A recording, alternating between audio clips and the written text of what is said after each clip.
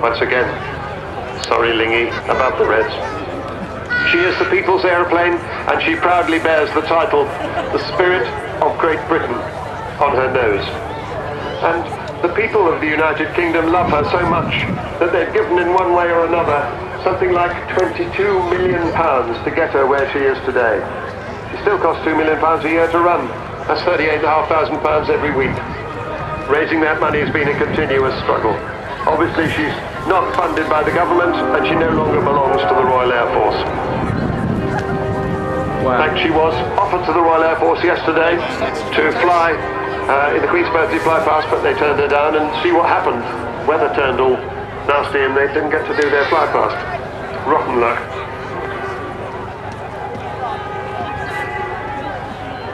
So, flying for us today from the Vulcan to the Sky Trust, Bill Ramsey, the co-captain, he's flying it.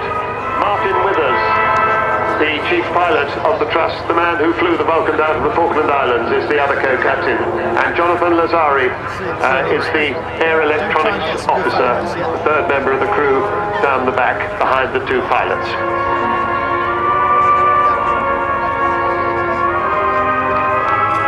Here she is then, in her last ever flying display season. When this aeroplane lands in October, you will never see another Vulcan fly again.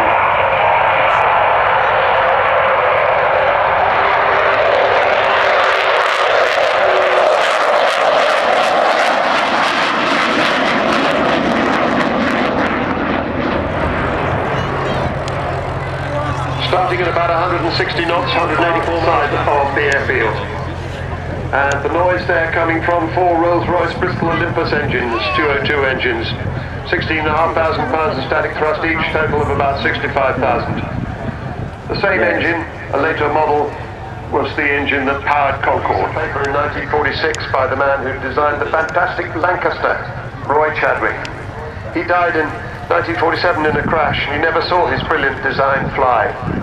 Nor did he see it become the first successful operational delta-wing aircraft in the world, rather like R.J. Mitchell not seeing his Spitfire into RAF service. So watch now as Bill Ramsey takes the aircraft into a spiral climb.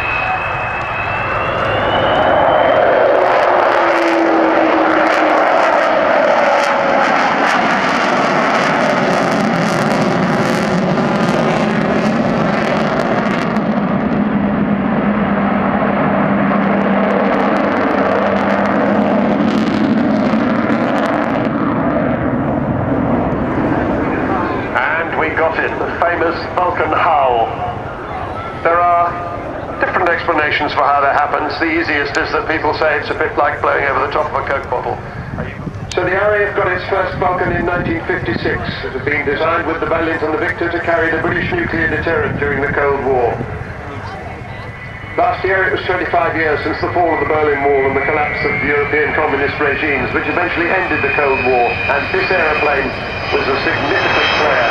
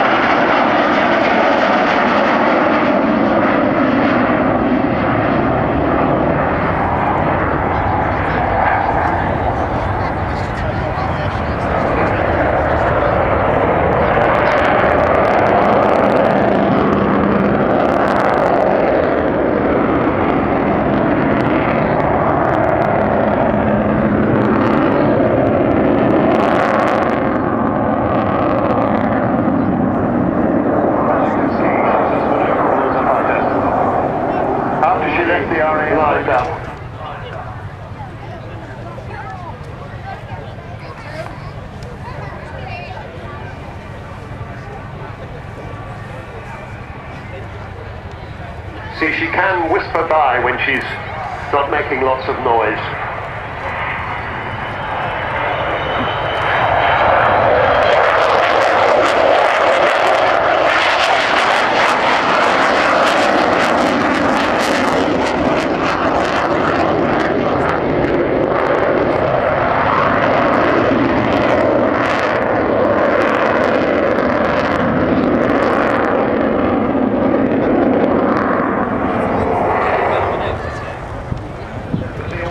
Things you can do to support, you can become involved in the club, go to